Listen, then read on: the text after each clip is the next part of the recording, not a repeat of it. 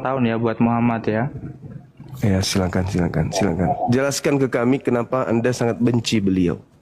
Apa kesalahan beliau terhadap Anda, terhadap agama Anda, terhadap keluarga Anda, sampai Anda kok sangat benci dia? Silakan.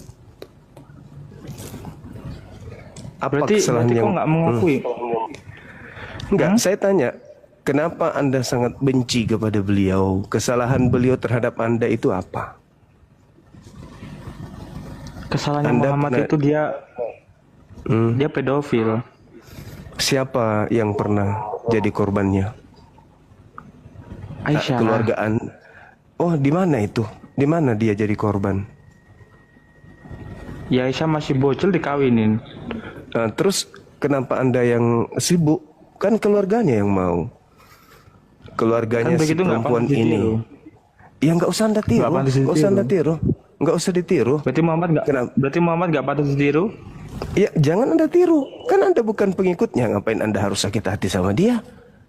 Bukan keluarga Berarti Muhammad Anda nggak patut juga. ditiru. Bagi kami meneladani beliau. Kami meneladani beliau. Kami meneladani beliau.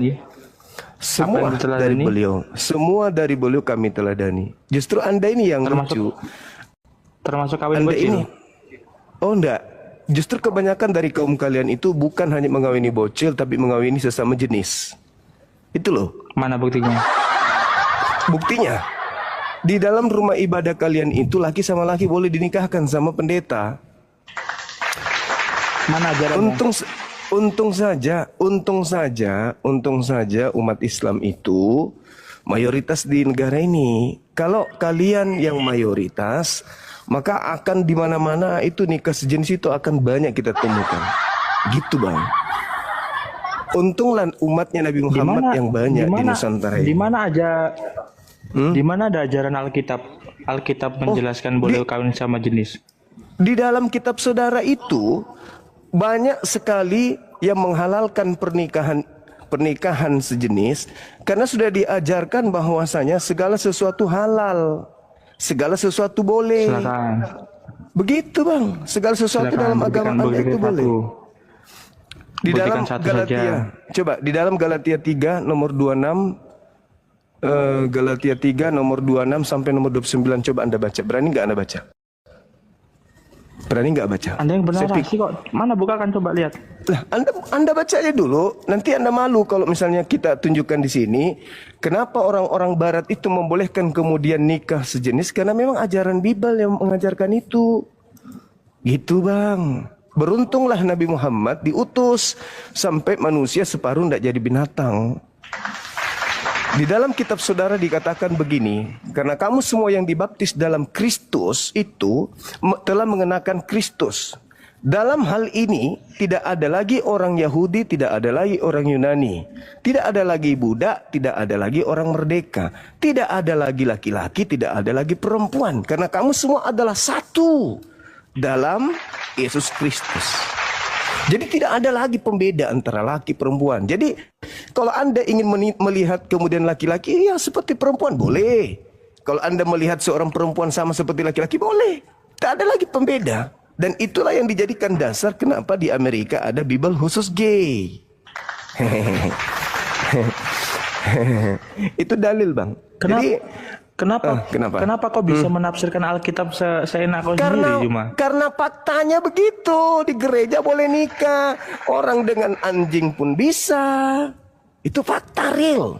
Kalian tidak mempraktikkan itu di Nusantara ini karena di Indonesia ini mayoritas umatnya Nabi Muhammad yang berakhlakul karimah. Galatia 3 nomor 27, 28, 29. Kemarin gitu yang Kemarin yang menjarah rumah itu berarti ngikutin siapa? Menjarah rumah itu bukan perintah Islam, nggak ada. Tapi kalau di Bible, Ulangan 20 nomor 10 nomor 11 perintahnya untuk membunuh dan memperbudak di luar daripada golongan mereka. Itu yang diperhatikan kemudian oleh penjajah. Agama Anda sampai ke Nusantara ini dibawa oleh penjajah. Bukan orang Yahudi yang bawa. Kalau bukan Belanda, Portugis.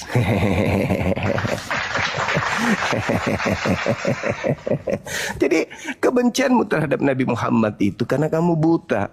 Kamu tidak mengenal Nabi Muhammad. Kamu hanya diracuni oleh orang-orang yang ingin mengajarkan penyembahan terhadap makhluk yang keluar dari kubur. Kau tahu enggak?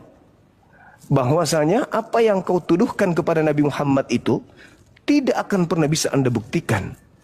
Nabi Muhammad datang di tengah-tengah bangsa Arab. Orang Arab menerimanya, orang Arab mencintainya, orang Arab menyanjungnya, orang Arab mengidolakannya. 1400 tahun silam sampai hari ini tidak pudar kecintaan mereka. Itu artinya bahwa tidak ada cacat yang ditinggalkan oleh Nabi Muhammad. Nabi Muhammad itu manusia mulia di tengah-tengah mereka, sampai mereka mengaguminya sampai hari ini. Sedangkan Paulus yang mendirikan agama Kristen, bapaknya pun tidak diketahui. Akhlaknya seperti apa ketika dia muda, ketika dia remaja, ketika dewasa, ketika dia tua. Karena Paulus itu gelap. Orang tuanya siapa, bapaknya siapa, gimana hari-harinya, nggak ada yang tahu. Pengikutnya pun tak ada yang tahu, tak ada yang kita tahu. Anda hanya didoktrin sama orang tua Anda untuk menjadi agama Anda sekarang. Anda tidak pernah kemudian belajar tentang Islam, membaca kitabnya Islam, enggak. Baca tentang sirah nabawiyah, enggak. Sejarah Nabi Muhammad, enggak. Tapi kamu membenci, kamu diajarin benci Muhammad, benci Nabi Muhammad, benci Nabi Muhammad, benci. Itu aja kan yang kamu tahu. Nabi Muhammad itu pedofil katanya. Tahu enggak pedofil itu? Pedofil itu adalah penyakit kelainan yang cenderung suka kepada anak kecil. Siapa anak kecil yang menjadi korban Nabi Muhammad SAW? Enggak ada. Enggak ada anak kecil jadi korbannya. Siti Aisyah. Siti Aisyah itu adalah istri yang paling cinta dan paling sayang kepada Nabi Muhammad suaminya. Kalau dia korban pedofil, bagaimana mungkin dia akan mencintai suaminya? Dia sangat cinta kepada Nabi Muhammad. Sedangkan korban pedofil itu, jangankan cinta kepada pelakunya terhadap dirinya, mendengarkan namanya aja sudah trauma, sudah ketakutan. Ini Siti Aisyah sampai menghafalkan 2000 lebih haditsnya, dan dia sangat cinta kepada Nabi, kepada suaminya yang adalah nabinya sendiri.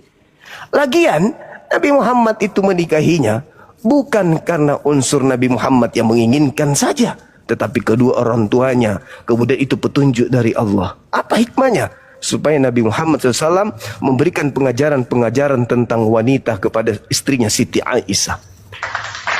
1400 tahun silam, Bung, 1400 tahun silam, orang Arab yang hidup di padang gurun, kalau sudah 9 tahun, itu sudah dewasa banget. Sudah dewasa banget itu orang Arab, 1400 tahun silam. Jangankan dulu, sekarang aja kalau Anda lihat orang Arab yang usia 9 tahun, perempuannya tuh sudah bangkok-bangkok semua, udah besar-besar semua. Nah, sedangkan tidak ada celah di situ.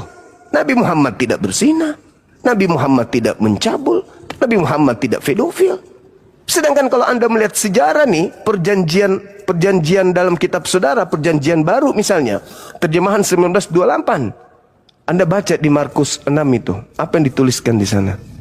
Bagaimana Nabi Anda menyebut Maria itu, istrinya dia itu, di dalam Filipus juga dikatakan, Injil Filipus usianya berapa dinikahinnya.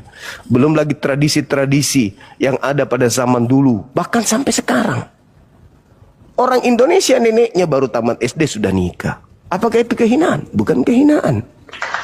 Yang hina itu laki sama laki di gereja, anjing sama laki, anjing sama perempuan di gereja. Apa dasar pijakannya? Ya Bibelnya. Segala sesuatu boleh, segala sesuatu jangan lagi mau diperhamba oleh aturan hukum-hukum. Gak boleh lagi. Kalian bukan lagi anak-anak, kalian bukan lagi hamba Tuhan, tapi kalian adalah anak-anak Tuhan. Kalian pewaris surga. Tak ada lagi boleh mengatur-mengatur kalian. Bebas, sebebas-bebasnya. Makanya di dalam kitabmu Galatia 3 yang kumaksud tadi, nomor 26, 27, 28, 29, tak ada lagi pembeda antara laki sama laki. Antara laki dan perempuan sama saja. Ambat aja. Pokoknya ada lubangnya, ambat aja. Suka-suka lu. Itu dalil. Makanya satu-satunya agama di atas muka bumi ini yang menerbitkan kitab yang dianggap suci khusus untuk gay hanya agamamu. Paham ya? Nah, coba, ada nggak HP-mu di situ? Nih, saya bukakan ya, biar kau baca. Malu dia. malu. Jadi saran saya, kau ganti nama kamu itu, ya jangan lu pakai menghujat seperti itu ya. Nabiku Nabi Muhammad